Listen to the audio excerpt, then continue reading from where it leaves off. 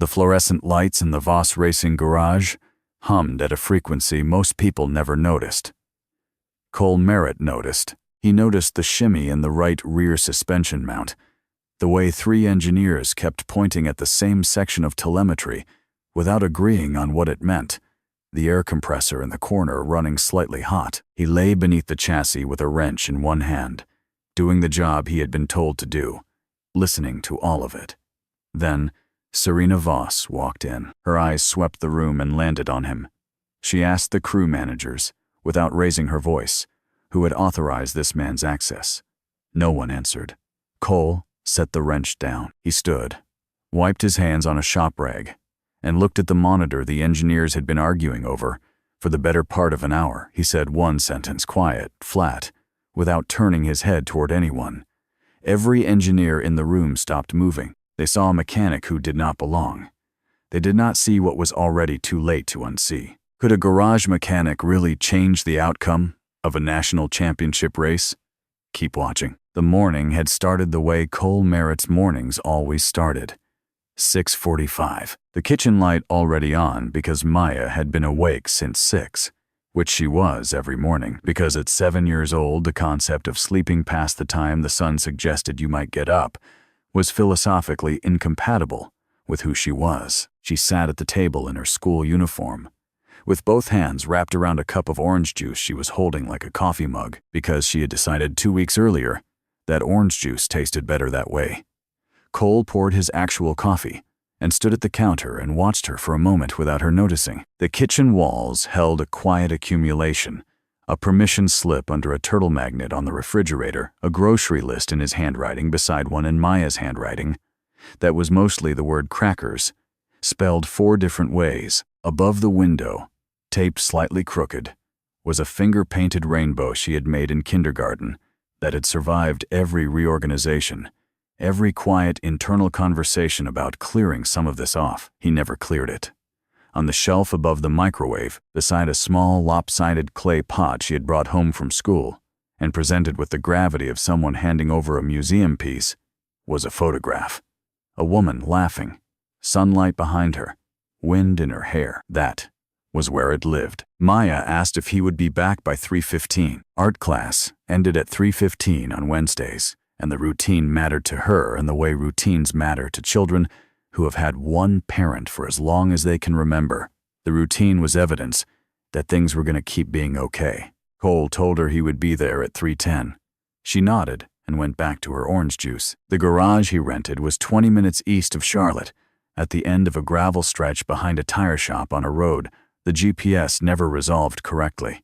The building was small. The roll-up door stuck halfway and had to be lifted with both hands. Inside, the tools were arranged with a precision that had nothing casual about it. Wrenches by torque rating, diagnostic equipment sorted by function, and a whiteboard at eye level carrying calculations in a hand so compressed and exact it looked like code rather than handwriting. A portable drive sat in the bottom of a red toolbox under the workbench. Cole had not opened it in almost 2 years. He was 2 hours into a transmission rebuild when the phone rang. Marcus Webb. They had been at Apex Motorsport at the same time 7 years earlier. Marcus on the data side, Cole on the engineering, that determined whether the data meant anything. Cole let it ring twice. He answered on the 4th. Marcus didn't ease into it.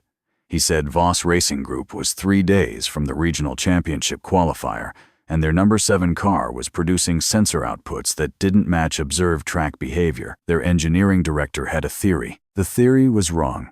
The team had agreed to bring in outside review. Marcus had put Cole's name forward. Cole said no. Marcus was quiet. Then he stopped persuading and said what was simply true.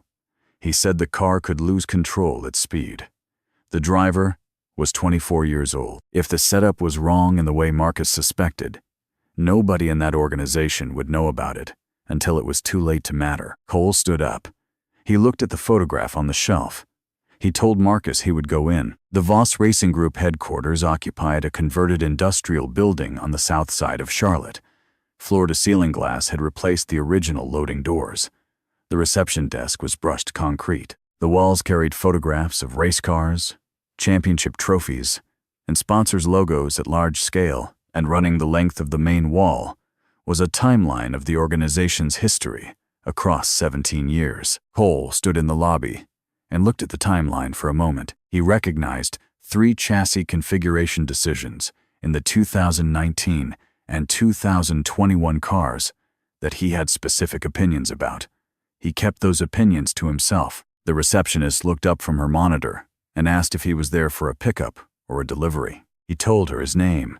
She found it after a moment of searching, made a brief call, and directed him to the elevator. The conference room on the 3rd floor smelled of dry erase marker and cold coffee. Serena Voss sat at the head of the table with a tablet in front of her, her attention moving between the room and her screen, with the efficiency of someone who had learned that meetings rarely deserved her full focus. She was 33 and composed in a way that registered as stillness until you paid attention to her eyes, which were always doing considerably more than the rest of her face was showing. Derek Lanham stood at the presentation wall with a clicker in hand, mid-explanation. He was a tall man with the comfortable confidence of someone who had occupied the senior technical role long enough that being questioned in it felt like a violation of some natural order. He was walking through his analysis of the traction coordination failure.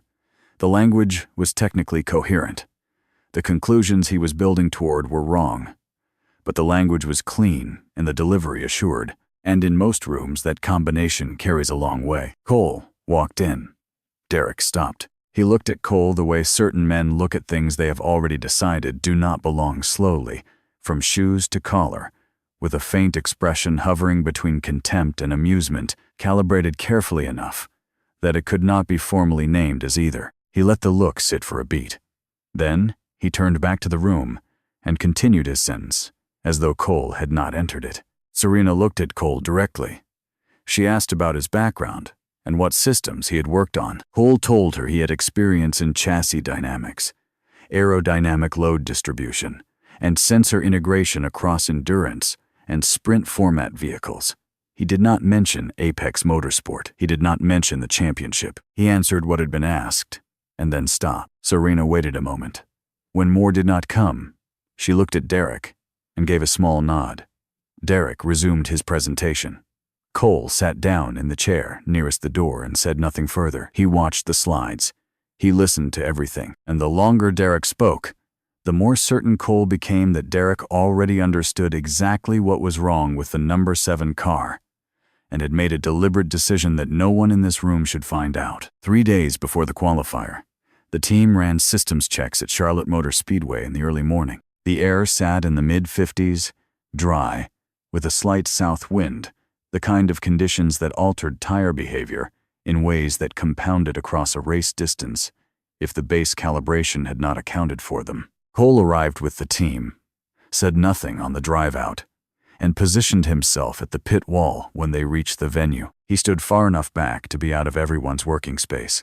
He watched the first calibration lap with his hands in his jacket pockets. The car came through the 3rd turn and Cole heard it, a firing sequence irregularity present for less than a second, tied precisely to the arc of that corner and the lateral load it generated. Most people at the wall would not have registered it, because most people were listening to the engine for its overall character, not for what it was communicating about the chassis beneath it. Cole was listening to the latter. He stepped forward and raised his arm to signal the crew to bring the car in. Derek appeared beside him within seconds.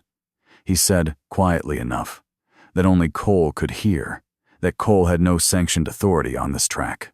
Cole kept his arm raised. Derek stepped to stand directly between Cole and the crew chief's sightline. The car completed the lap. The crew chief on the radio gave a thumbs up at the wall monitor.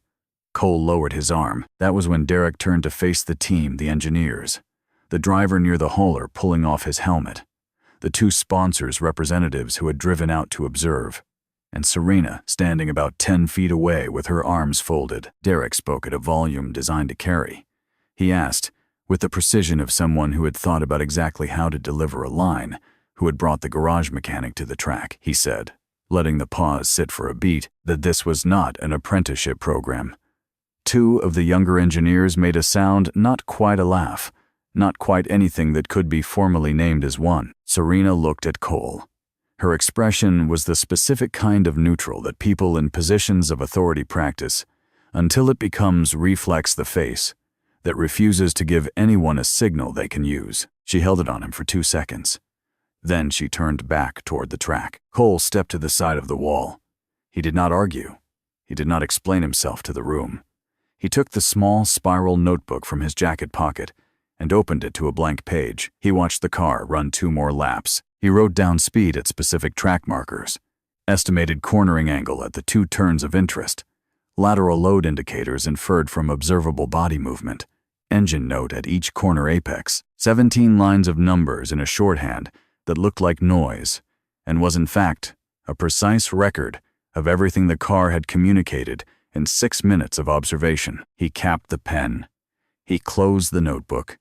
He put it back in his pocket and said nothing to anyone. Ryan Holt found him near the hauler as the equipment was being loaded. Ryan was 26, 2 years into his first professional engineering position, still at the career stage where his instincts ran ahead of his authority. He had watched Cole write in the notebook during the session and had been thinking about it for several hours. He asked if Cole would be willing to stop by the engineering garage that evening to look at some data together informally. He said, using the word twice in the same sentence, as though filing a preemptive disclaimer. Cole said he would be there at 8. The garage was mostly empty by the time he arrived. Ryan had loaded 3 displays of telemetry onto the wall screen and sat in the center of the room on a rolling stool, staring at the numbers with the expression of someone who has looked at the same thing long enough to no longer trust what they are seeing. Cole stood in front of the display for a while without speaking. He located the 3 sensor cluster nodes he had identified during the morning session coordinates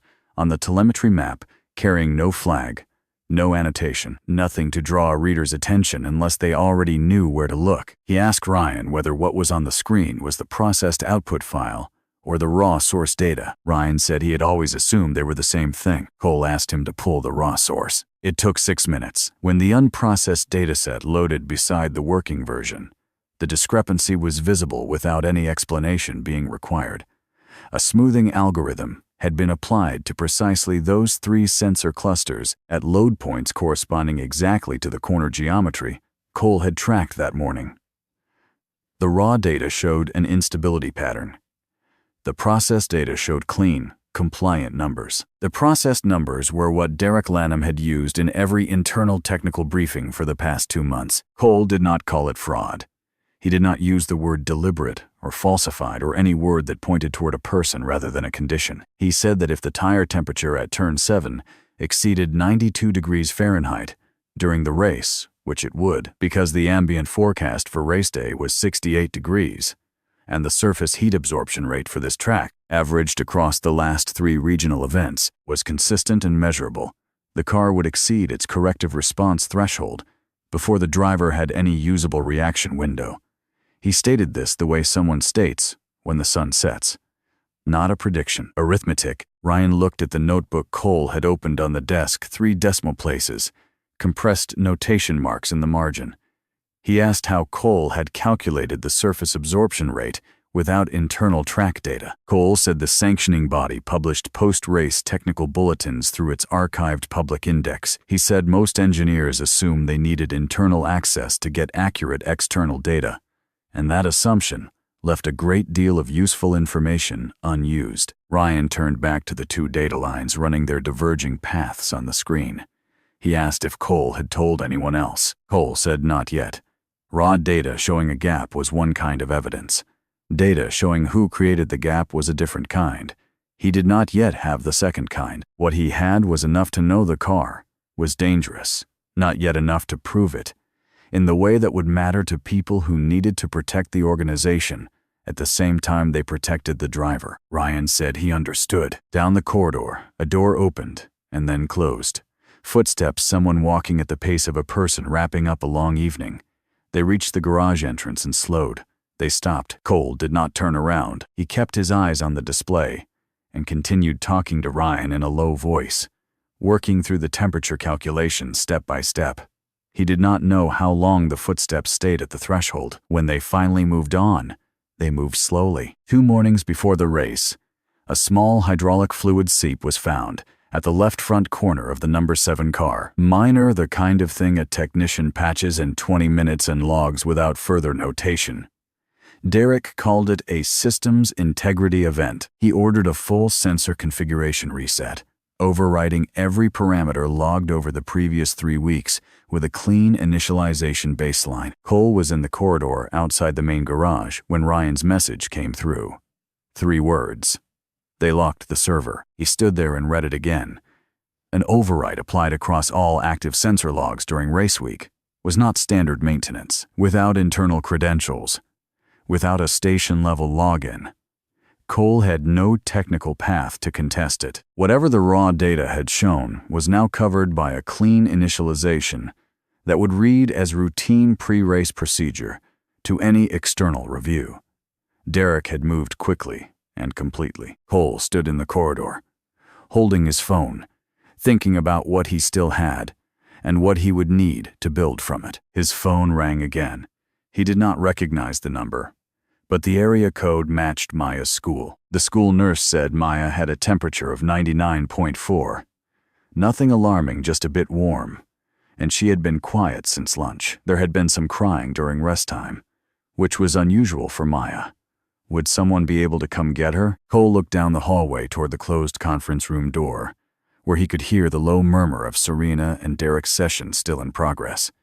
He looked at Ryan's message. He looked at the conference room door again. He stood there for a count of 3. Then, he left the building and drove to the school. Maya was in the nurse's office, wrapped in her jacket, the fleece-lined denim one, a full size too large, because she had chosen it herself and believed in it completely. She was not crying, but had been recently. When she saw him, she climbed down from the cot without speaking and leaned into his side. He signed the release form, collected her backpack, and walked her out to the truck. On the drive home, she fell asleep against the window, one hand tucked under her cheek, jacket still zipped to her chin. He kept the heater on low and drove at exactly the speed limit with both hands on the wheel, saying nothing for 20 minutes. He was thinking about the problem, the only way he had ever known how to think about problems methodically, without panic, from what was true toward what was possible. He was not going to stop. Maya's temperature had dropped back to normal by 6:30. Cole made soup, set her up on the couch with her tablet and the show about the girl who renovated old houses, and sat beside her until her breathing evened out and she was asleep. Then, he moved to the kitchen table with his laptop and the notebook, and what was left in the coffee pot. The server was locked. The internal data was gone. But Cole had not been thinking about the server. He had been thinking about the portable drive in the red toolbox under his garage workbench, a folder he had not opened in almost 2 years, containing telemetry archives from his time at Apex Motorsport, simulation models he had designed for a chassis family that shared 3 fundamental structural parameters with the Voss number 7 car. He had kept the files because engineers who design systems do not delete the record of those systems. He had never consciously reasoned about why he still had them. He understood now. He opened his laptop. He sent Ryan a short message. Then he got to work. He built the model from the beginning, using an open-source fluid dynamics package, the same kind he had used in graduate school, before proprietary platforms, before the Formula One budgets that came with full simulation suites and dedicated server arrays. He loaded the track geometry from the published course documentation. He entered the sensor parameters from memory because he had worked with these specifications long enough that they had stopped requiring active recall. They were simply part of the way he understood the world, like compass directions, or the boiling point of water at sea level. He ran the temperature progression model against the race day weather forecast. Then he ran it again using the corrected sensor positions he had identified from Ryan's raw file. The preliminary result was ready at 11:47. The confirmed result came through at 1:15 in the morning. By 3 to 10, he had a complete dataset simulation logs, sensor deviation analysis, predicted failure threshold expressed in both metric and imperial units, and a fully documented comparison between Derek's processed parameters and the actual baseline the raw sensor showed. He printed the relevant output pages. He formatted the source files into a clean directory. He copied everything to a USB drive from the kitchen junk drawer. Then, he set the drive on the table where he would see it in the morning. He slept on the couch for just under 2 hours. At 5:50 in the morning, he drove back to the Voss facility and parked on the street rather than in the lot. He sent Ryan a message and asked him to come outside. Ryan appeared 8 minutes later in a jacket pulled hastily over yesterday's clothes, which confirmed that he had not left the building at any point during the night. There were shadows under his eyes and a quality of alertness that comes not from rest, but from having held a difficult decision in your hands for too many hours. Cole held out the drive and said what needed to be said. If the car went out with the current sensor configuration under race temperature conditions, the driver would lose lateral response at turn 7. Everything needed to confirm it was on the drive: the raw baseline, the deviation analysis, the simulation logs, the predicted failure point expressed to 3 decimal places in both units. He said what Ryan did with it was Ryan's decision. He said this without qualification because he meant it that way. Ryan took the drive. He looked at it in his hand for a moment, turning it over once. Cole turned and walked back toward his truck without looking back. He heard footsteps on the asphalt behind him. Not Ryan's different weight, different rhythm, the pace of someone who had been standing still for a while and had just decided to move. He did not turn around. He heard the footsteps stop in the stillness of early morning, in the particular quality of silence that gathers around a decision in the moment just before it resolves. Something shifted. Cole got in the truck and drove. Ryan went to Serena's office at 7:15. He laid the drive on her desk and told her what he had found in the raw sensor files: the smoothing adjustment on the 3 clusters, the deviation from the unprocessed baseline, the specific load points where the instability appeared in the raw data and disappeared in the processed version. He presented it the same way Cole had presented it to him, without editorial, just the data and what it showed. Serena listened to the end without interrupting. When Ryan finished, she took the drive and plugged it into her own machine. The simulation files loaded in sequence. The sensor deviation analysis came up. The temperature modeling rendered as a 3-dimensional projection that showed, in the technical language she had grown up learning and spent 15 years sharpening into professional fluency, exactly what would happen to the number 7 car at turn 7 if the tire temperature crossed 92 degrees on race surface conditions. The failure point was precisely where Cole had said it would be. The margin was exactly as narrow as he had described. She scrolled to the file metadata. She looked at the authoring credentials on the simulation model. C. Merit. Lead Aerodynamics. Apex Motorsport Engineering Division. 2017 through 2020. She sat still for a long time. She knew. The 2019 season, everyone in the industry who paid attention knew that season. The championship after 11 years without one. Built on aerodynamic recalibrations, introduced mid-season, that no other team had seen coming. The engineering media had credited those recalibrations to a specific internal hire at Apex, someone who had come in without any public profile and had left just as quietly 8 months after the title was clinched. There had been a brief mention in one of the industry trade publications at the time. She had read it. She had not retained the name because the name had not been attached to anything visible enough to require retaining. She stood up from her desk and crossed the room to the window. The pit facilities were already lit for early morning operations. A junior crew member running a tire warm-up check in the lane below, the whole facility moving through its ordinary rhythms as though nothing unusual was about to happen. She remained at the window for a moment and let what she now knew settle into the shape of what she needed to do next. She picked up her phone and called him. He answered after 3 rings.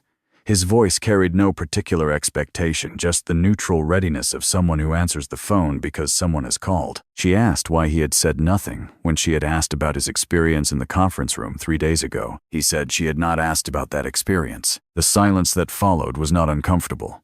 It was the silence of someone recalibrating quickly, which was a skill Serena Voss had spent a long time developing. She asked what he needed item by item, in the order it needed to happen to correct the sensor configuration before 6 the following morning. He read her a list.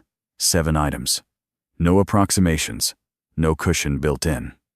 She wrote everyone down by hand on the notepad beside her keyboard. When he finished, She said she would have access arranged. He said he would be there at 5. She said she would be there too. That evening, Derek Lanham appeared at the office of the team's primary financial sponsor, a commercial development company that had backed Voss Racing for 4 consecutive seasons.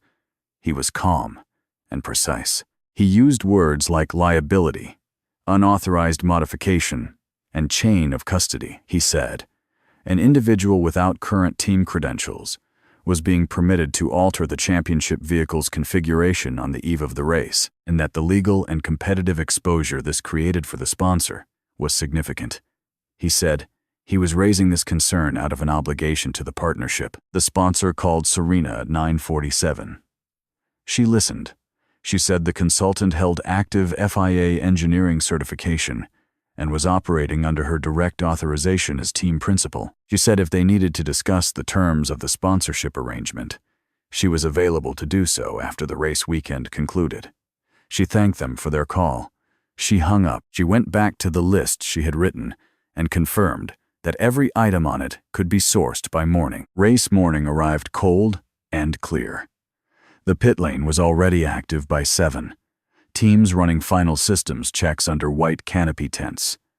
Engines cycling through warm-up sequences in the distance. Cole walked through the main garage entrance at the same time as Serena, her badge tapping the reader, her presence making the authorization explicit in a way that left nothing ambiguous. Derek was inside the door, waiting. He had positioned himself with the deliberate awareness of a man who knows exactly how much time he has and intends to use every second of it. Most of the engineering crew was present. 2 pit technicians, a pair of journalists with paddock access who had been hoping all morning for something worth writing about, beyond tire compounds and pit timing strategies. Derek looked at Serena. He looked at Cole. He began speaking at a volume designed to reach everyone in the garage, everyone who was watching, and there were enough of them watching that the volume mattered. He said Serena was authorizing an individual without current team credentials to physically modify a national class competition vehicle within the sanctioned pre-race window. He said the regulatory implications of this decision were significant, and that if any technical incident arose from this vehicle during competition, the complete and documented chain of authorization, who had made which decision, and when would be fully attributed. He said he wanted that on record in front of every person in that room, before a single wrench was touched. Serena did not respond to any of it. She did not look at Derek. She turned to Cole and asked how much time he needed. Cole checked his watch. 40 minutes, he said. He walked past Derek and crouched beside the car. What followed was not a performance and did not look like one. It was work the specific, economical, unhurried kind that comes from having done this under conditions that made this look routine. He moved through the sensor inspection with the completeness that is visible even to people who don't fully understand what they are watching. He used a handheld diagnostic unit he had brought himself, running each sensor cluster through a verification loop and comparing the live output against the figures in his notebook. Where the processed calibration diverged from the raw baseline, he corrected it. He did not rush. He did not look up at the room. He did not explain what he was doing, because no one asked. The garage was completely silent for 37 minutes, except for his tools and the occasional soft confirmation tone of the diagnostic unit. The race officials arrived at minute 32, 2 of them. Gray jackets, clipboards, the sanctioning body's technical compliance staff, dispatched on a formal complaint. Derek had filed the complaint that morning, citing unauthorized configuration modification of a competition vehicle within the pre-race window. The officials entered the garage and identified themselves. Cole stood up. He set down the diagnostic unit. He wiped his hands on a shop rag, reached into his jacket, and took out a card laminated, worn at one corner from years of living in the same pocket, bearing the FIA Technical Engineering Certification number. He had been issued in 2018 and had renewed every cycle without exception. He held it out to the lead official. The official looked at the card. He looked at the certification number and the attached endorsement classifications. He turned the card over. He looked at Cole. He turned to Derek Lanham, who was standing 8 feet away with both hands at his sides, and asked, in a voice that was completely neutral, expressing only the question itself, whether Mr. Lanham wished to be entered as the formal filing party on a written protest. Derek Lanham said nothing at all. The silence in the garage held for a full 3 seconds. Then the official noted the certification as valid, handed the card back, and the two officials departed without further comment. Cole returned to the left rear sensor cluster. He completed the final correction, ran the verification loop one more time to confirm the output, and stepped back from the car. He picked up his kit bag from the floor. He looked at his watch. 39 minutes. Number 7 went out for the formation lap at 9:53. Cole took his position at the pit wall and watched. The first lap was steady, the driver carrying the car through each corner with the slightly increased certainty that comes from trusting what is underneath you. The car was doing what Cole had said it would do, responding cleanly through the load transitions. The rear planted, no trace of the instability pattern the raw data had shown at the load points where Derek's smoothing algorithm had buried it. Cole watched and said nothing. The third lap was the one. Coming out of turn 6, the driver committed to an entry speed at turn 7 he had not used in either of the first 2 laps. This was not a gamble. It was a decision the kind a driver makes when the car tells him where the actual limit is, rather than where a corrupted calibration suggests it might be. At the exit of turn 7, the number 7 car was through and pulling away before the leader could respond. The gap opened across the back straight and did not close again. In the pit garage, Ryan had set up 2 displays running in parallel the live telemetry feed from the car on track, and the archived processed data Derek Lanham had presented in every internal briefing for 2 months. He had not announced what he was doing. He had simply put both screens up and let them run side by side. On the left, the real numbers, live showing exactly the stability profile Cole had predicted. The sensor clusters responding accurately to actual load conditions at every corner, and the traction coordination system working correctly because it was finally working from correct baseline data. On the right, the smooth numbers that, applied to real race temperature conditions, would have produced an uncorrectable loss of rear traction at turn 7 sometime in the first 5 laps. The gap between the 2 lines was not subtle. The engineering team looked at it. The race officials, still in the pit lane, looked at it. The sponsor's representative, who had driven out personally after last night's call, looked at it. They all looked at it the way people look at something that reframes everything they have been told. Derek said it had been a software error. The smoothing function had been applied incorrectly by an outside vendor. There had been no intention to misrepresent anything. Cole reached into his jacket and placed a single printed page on the table beside the monitor, without comment. An email, Derek's name in the sender line, a software vendor's address in the recipient line, a date stamp from 3 weeks before Cole had ever set foot in this building. The body requested, in careful and specific technical language, a targeted adjustment to 3 named sensor clusters at 3 named load points, applied without annotation in the processed log files. It was not a request born of error. It described exactly what had been done, in exact terms, written by someone who understood the systems completely. Serena picked it up and read it. She set it down. She looked at Derek. It was not a long look. It was the look of someone who has reached a conclusion and does not need anything further to complete it. Derek understood. He picked up his jacket from the back of his chair and walked out of the garage. No one called after him. The room stayed silent until the sound of his footsteps disappeared. Number 7 crossed the finish line first at 10:41. The crowd noise came through the garage walls as a wave felt in the concrete floor before it was heard.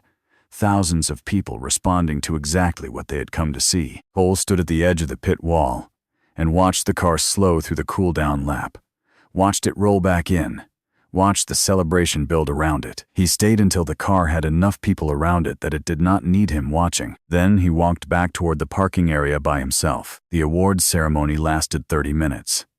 Cole did not attend it. He was sitting on the tailgate of his pickup truck, parked in the general lot, far from the team's reserved area, when he heard footsteps cross the asphalt. He recognized them before he turned. Serena stopped a few feet away. The team credential lanyard was still around her neck. She looked the way people look at the end of a sustained tension when it finally releases, not relieved exactly, but unburdened, as though something that had been holding itself upright had been given permission to settle. She said she had been wrong. She did not frame it as a misunderstanding or a judgment call made under incomplete information. She said she had allowed someone to be publicly humiliated in front of her team while she stood there and did not intervene, and that was on her regardless of what she had or hadn't known. She said it plainly, without softening the edges, because it was true. Cole was quiet for a moment. He said she had not known. He said that was the reason it had happened the way it happened. It was not absolution. It was the true thing, stated without decoration. She asked why he had left Formula One. He looked out toward the track. The grandstands were mostly empty now, families moving toward the exits, voices thinning, car engines starting in the distance. He told her about his wife the way he told people, when he told them at all. He said she had gotten sick. He said it had happened quickly. He said Maya had been 3 years old. He did not add anything beyond that. Serena did not fill the silence. She let it be what it needed to be. Then she asked if he would consider coming on officially a real role, with a title that reflected what he actually was, and compensation that matched it. She said she needed a technical director who understood what the numbers were genuinely saying. She thought she had been looking for that for longer than she had realized. Cole did not answer right away. He reached for his phone. There was a message from Maya sent from her grandmother's house, a photograph of a drawing a red race car with block wheels and thick crayon lines of exhaust, because that was how 7-year-olds rendered speed, and beside it a figure holding something that was either a wrench or a phone. He looked at the drawing for a long time. Then he looked at Serena and said he would need to ask his daughter first. Serena nodded. For the first time all day, her face did something fully unguarded, not the managed warmth of someone who has learned to deploy warmth strategically, but a real smile, quiet and open for a moment before it passed. Cole folded up the tailgate, got in the truck, and drove. He picked Maya up from her grandmother's house at 4:30. She had the drawing in one hand and news about lunch that could not wait until they reached the truck. He listened. He drove at the speed limit. Somewhere around the 3rd traffic light she went quiet, and when he glanced over she was asleep against the window, the drawing still in her hand. He drove the rest of the way home in the early evening quiet, one hand on the wheel and the radio off. Neither of them had been looking for this, and maybe that was exactly why it found them.